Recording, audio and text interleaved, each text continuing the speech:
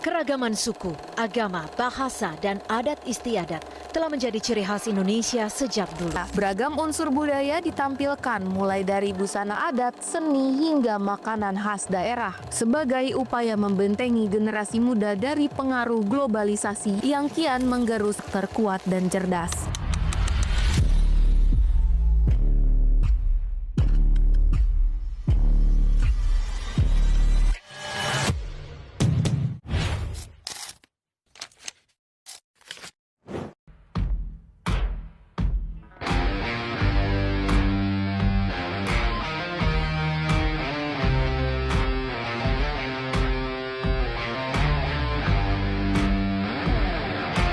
Jakarta selalu jadi tempat orang datang dan pergi, bawa cerita, bawa kebiasaan, bawa bagian kecil dari rumah masing-masing. Ada yang baru pulang dari Padang, ada yang datang dari Sumatera Utara, ada yang baru balik dari rumah orang tua di Batam, dan ada yang gak pernah benar-benar pergi. Dulu, kami hampir selalu duduk di meja yang sama. Sepulang sekolah, mengerjakan tugas, atau sekadar ngobrol tentang hal-hal random yang sekarang mungkin sudah lupa. Tapi waktu bikin semuanya berubah. Hari ini, kami balik. Bukan ke rumah, tapi ke satu sama lain. Akhirnya, gua kira kalian batal.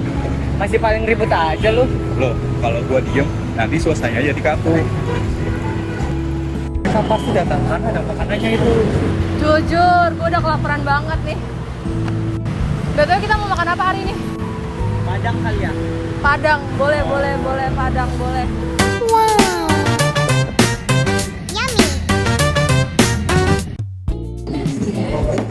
Gila, gua kangen deh beginian. Padahal dulu tiap hari. Sekarang nyatuin 6 orang rasanya kayak proyek tahunan ya. Tapi serius, kenapa reunian kita selalu di rumah makan Padang? Karena kalian propaganda. Nggak enak lah. Sebagai pihak netral, gue setuju sih. Tapi jujur, kenapa ya masakan Padang tuh kayak hangat banget rasanya? Karena ya ini tuh bukan cuma makanan doang sih. Masakan Padang lahir dari filosofi hidup masyarakat Minangkabau. Salah satu masyarakat matrilineal terbesar di dunia di mana rumah adalah milik perempuan dan dapur adalah jantungnya. Dan tradisi merantau sudah ada berabad-abad yang lalu, di mana lelaki Minang akan pergi untuk mencari ilmu dan mencari rezeki, tapi selalu membawa serta selera yang dibentuk sejak kecil. Dimanapun mereka berhenti, rumah makan Padang berdiri. Bagi banyak orang, makan masakan Padang bukanlah soal lapar, ia soal pulang. Meski rumahnya ribuan kilometer jauhnya.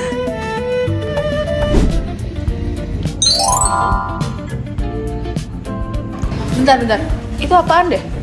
Oh, ini mah dari nyokap buat tante di Jakarta. Oh, Klasik banget ya orang tua.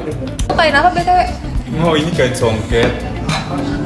Kata songket diyakini berasal dari sungkit, yakni teknik mengangkat benang satu persatu untuk menyisipkan benang emas atau perak di antaranya. Dan jauh sebelum Indonesia ada sebagai sebuah nama, para pedagang dari Gujarat dan Tiongkok telah membawa sutra dan teknik tenun ke pesisir Sumatera. Lalu kemudian perempuan Minang menyerapnya, lalu menjadikannya sesuatu yang lebih. Dan setiap motifnya punya nama dan punya makna, seperti pucuk rebung untuk harapan tumbuh, dan tampuk manggis untuk kelengkapan hidup. Dan songket tidak dipakai sembarangan. Ia hadir di momen paling penting dalam hidup seseorang, seperti pernikahan, pengukuhan gelar adat, hingga penyambutan tamu kehormatan. Ternyata budaya bisa literally dibawa pulang. Tapi Jawa itu stereotipnya sopan banget ya. Nggak sepenuhnya salah juga sih. Contohnya? Kalau di Jawa itu ada bambu. Nah di situ tuh biasanya buat cara kita membawa diri ke orang lain, cara kita berbicara, sama cara kita menghargai orang lain. Yang bikin kalau mau ngomong inti harus muter-muter dulu. Lihat deh, ini acara keluarga gue minggu lalu. Ini kelihatan biasa aja kan. Sekarang kalau gue melihat ini, oh ternyata ini rumah gue. Dalam bahasa Jawa ada ngoko, madya, dan krama. 3 tingkatan bicara yang mencerminkan hubungan antar manusia. Dan kamu berbicara berbeda kepada temanmu, kepada orang tuamu, dan kepada rajamu. Bukan karena takut, tapi karena kamu tahu tempatmu dan menghormati tempat orang lain. Dan belangkon adalah bagian dari sistem itu. Di mana tutup kepala ini bukan sekedar aksesori. Ia adalah lambang identitas laki-laki Jawa yang telah memasuki dunia dewasa. Dan bentuknya pun berbeda dengan tiap daerahnya.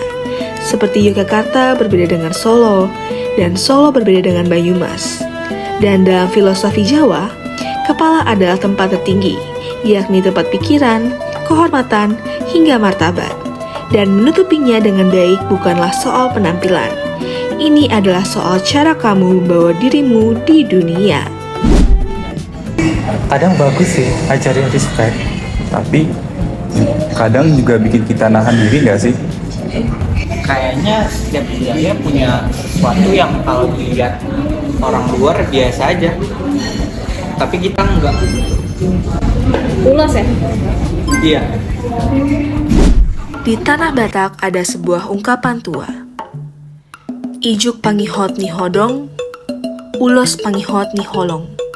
Ijuk adalah pengikat pelepah, dan ulos adalah pengikat kasih sayang. Sejak seorang anak lahir, ia sudah dibungkus oleh ulos. Orang tua mengulosi anaknya yang menikah, hingga saudara yang mengulosi yang pergi merantau.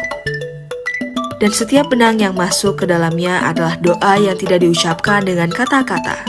Dan selama berabad-abad, di tengah perubahan zaman, tradisi ini tetap bertahan. Karena beberapa hal memang tidak perlu alasan untuk dijaga. Jadi menurut gua kalau orang lihat kalau ini tuh curi kain, sayang aja. Kalau lu gimana? Kalau gue sih paling dapat angpau mungkin pas Imlek. Terus masih simpen? Jelas, tapi ya nggak gue bawa juga sekarang. Tuh mau tuh angpau, asik sih kalau ada angpau. Nah, awalnya tuh gue pikir angpau tuh cuman ya udah sekedar amplop buat ngasih uang. Tapi ternyata lebih loh dari itu.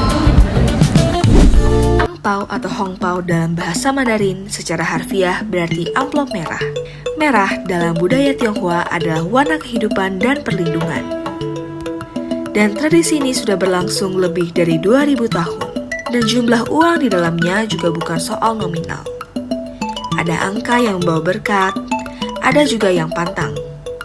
Dan komunitas Tionghoa di Indonesia sudah hadir sejak abad ke-7. Dengan berdagang, membangun, hingga berakar. Dan angpau adalah cara paling sederhana dari semua itu. Di mana satu amplop merah adalah satu harapan yang tidak butuh banyak kata. Jadi emang dari kecil udah diajarin soal uang ya? Soal uang ya? Nah, exactly. Jujur, kadang gue juga capek sih. Orang belum kenal gue, tapi udah punya versi gue sendiri. Kalau hemat, stereotype. Kalau rajin, stereotype juga. Kadang, rasanya orang tuh gak lihat gue. Mereka cuman lihat asumsi mereka. Gue ngerti sih. Gue sering ngomong padahal biasa aja, tapi dianggap marah. Gue juga sering dianggap terlalu dominan.